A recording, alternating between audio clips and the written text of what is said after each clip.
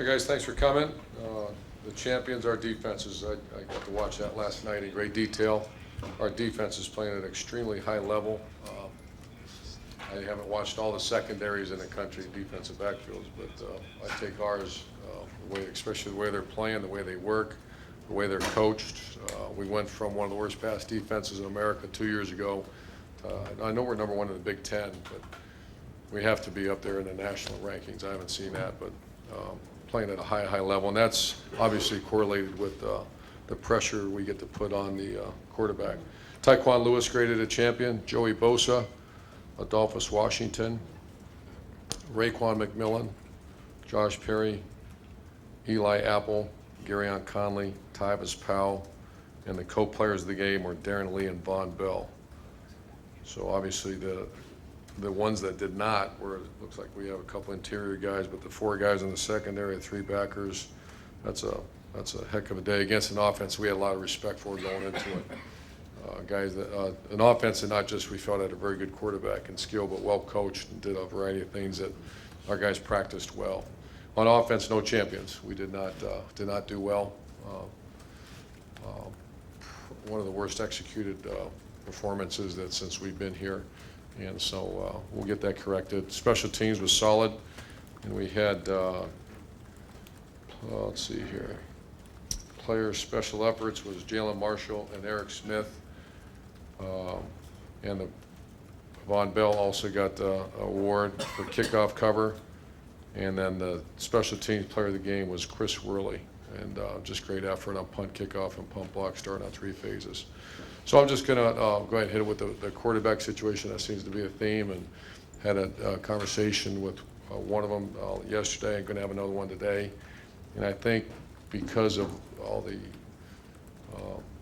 intrigue by it, that you'll hear someone say that, how can you play quarterback with someone looking over your shoulder?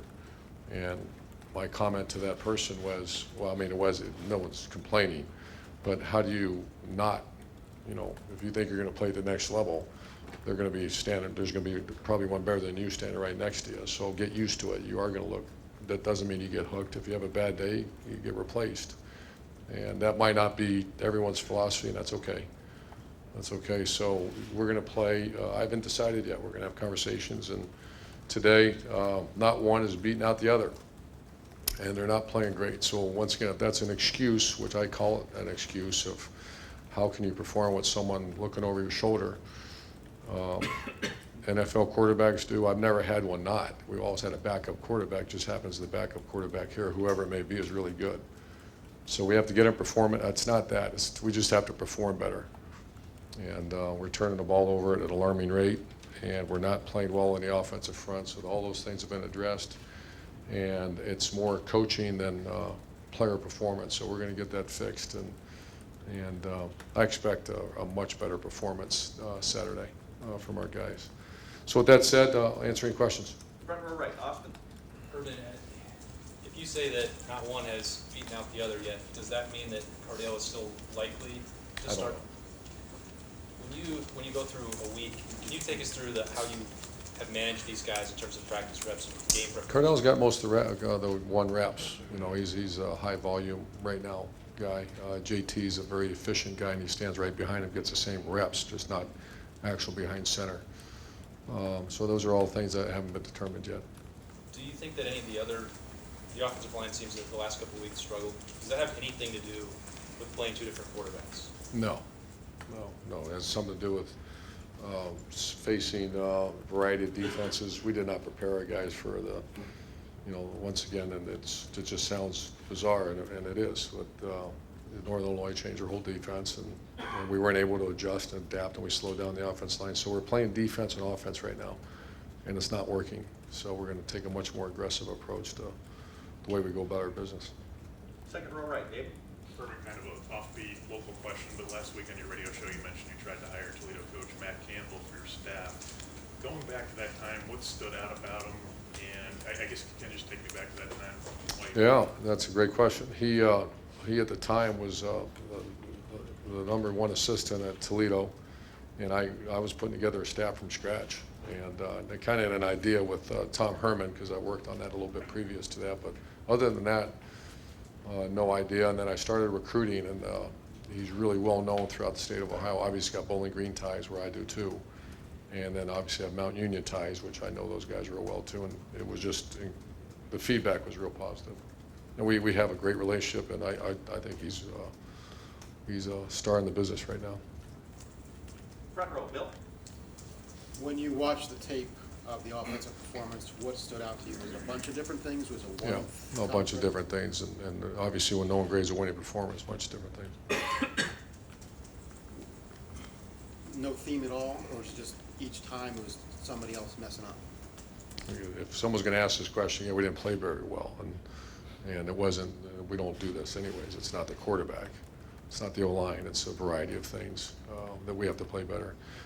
If you look historically, what Ohio State offense is for us is control the line of scrimmage, best perimeter blocking in America, which we had last year, and a very good solid play action passing attack.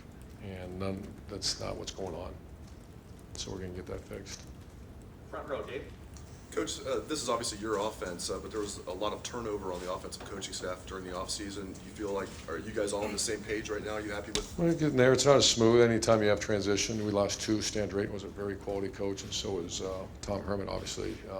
But we've hired two very quality guys. I just think we're going to adapt and change some things, and I'm anxious to wish we were playing tomorrow.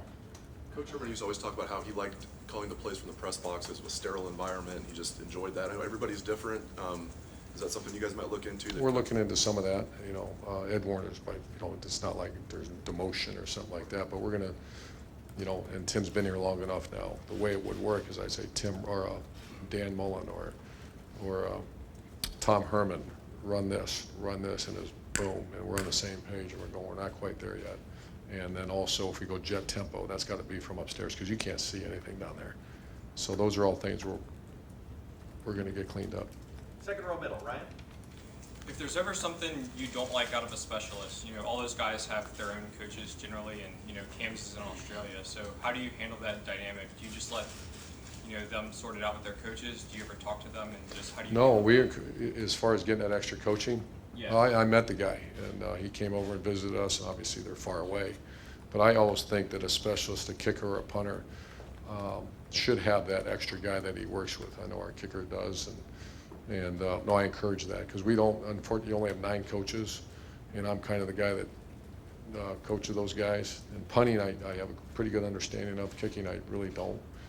And so I always encourage those guys to have a guru or a mentor or coach that work with them in the off season. Do you let them handle everything? Like if there's something you don't, if Cam's not getting enough hang time or No. Punting, we handle that. Okay. Yeah, the kicking is the strange guys, those kickers. So we just kick them through the upright. Far left, Matt. You mentioned turnovers, turning the ball over. How do you handle that other than emphasizing it? Is there anything you do when you? Yeah, you have to look at how you evaluate each one. We had 3 turnovers, 3 interceptions. One was, all 3 were absolutely inexcusable. Sometimes there'll be something where a guy gets hit as he's delivering a ball. Zeke Elliott, who's usually pretty good, laid on the ground. And Curtis has really been good. Dropped, the guy put his helmet right on the ball. So I'm evaluating. That has an impact on who touches the ball. If I see, Mike Thomas one time, he didn't get fumbled, but he swung his arm around, and we just really watch that and teach through it, coach through it. That's how.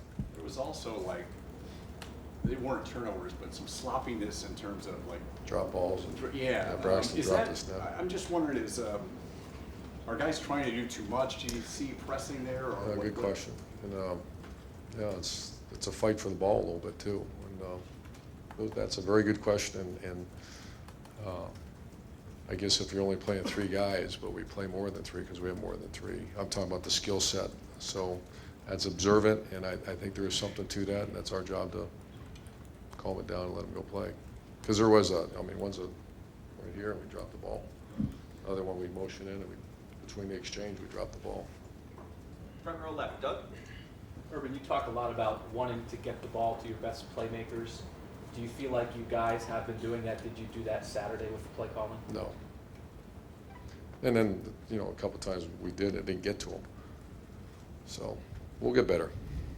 Specifically with Braxton, you guys, I think, had 8 direct snaps to him against Hawaii. I think it was just 2 last week. Do you like that direct snap to him? Is it possible that takes the quarterback out of any rhythm when he comes in for that? Yeah, I like it because it's one of the best athletes in America with the ball in his hand. And is there sometimes a rhythmic issue? It worked pretty well against Virginia Tech, you know, and so we're not going to stop that. Maybe we won't do as many. That's a flow of the game type thing because you don't. We have some cue runs, and you don't want to necessarily hammer your other quarterbacks. So. And in looking back, obviously you said there were multiple areas offensively where things weren't going right. When you took Cardale out of the game, was that the right time to take him out, or looking back, is there any second thoughts about you? I think it was the right time. What made you? Turnovers. That Yeah. that read on that second turnover Yeah. was. So I guess the question is, it seemed like JT had a similar read on his pick later, but he didn't come out. Right. So how do you determine what causes a change at quarterback?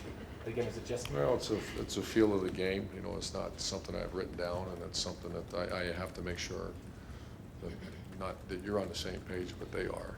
And so that's not easy because the thing that I worry about and I know is happening is just the overwhelming mess that is on these 19, 20, 21-year-olds as far as, you know, that's why I'm probably going to say just let them stay away from the quarterbacks for a while, let them just get settled in and go. Very unique situation that, you know, I constantly evaluate am I doing the right thing by them? And I don't know any better other than if you have a very good player at the number 2 spot, number 1's not performing, go in there. If your number 2 is not very good, then, but I don't know where that, at this kind of level, I don't know where that is. You know, that's when I hear that, most of the people that say it, I haven't played a whole lot. But every once in a while you hear someone say, you know, how can I play with? Well, I'm not looking over your shoulder if you just perform pretty good. If it's not good, then we have to make a change. And we have to win that darn game. And that was a close game. Last couple questions. Back row left, Marty. Coach, you're a psychology guy. What's the difference in psychology between Hunter and Hunted? And how has that psychology affected your kids? I think very great question, Marty. I think it's affected us offensively. And we're playing defense and offense right now, and you don't do that. Some people do. We don't. Our history is we want to score a lot of points. We want to, you know, our objective is to score a lot of points and still play great defense. So very good question. It's something that we have got, I feel, on offense, not defense. Defense or special teams, this whole program is the hunter. On offense right now for a variety of reasons and not the players. We're sitting back and we're not going to do that anymore. And final questions, Tim. Yeah, Urban, a couple. Number one, you kind of hinted at it earlier from the quarterback situation. Are you thinking about going with one guy now and see how it goes? Or So I did, let's be clear, I did go Yeah. with one guy. Yeah. The guy didn't perform well, and so we went with the backup. Yeah, yeah. There was no set thing to saying that we're a 2-quarterback system. We're not. The backup's a very good player, whomever that may be. So we are going with the guy. Yeah. And then number two, you guys, I'm not gonna say you live on it, but what sets y'all apart is your explosive plays, you Right. know, and you had them against Virginia Tech and stuff. And it just sort of, do you feel a little bit of a frustration there too in the offense about not getting those? As is Marty's question, you're the hunted instead of the hunter. And so, yeah, those are all drafts. And you're exactly right. We recruit players to have explosive plays. We give them opportunities to have explosive plays. And over the last several years, for the majority, they've made them. And we're not doing that right now. So that's a high emphasis right now. Thanks, guys.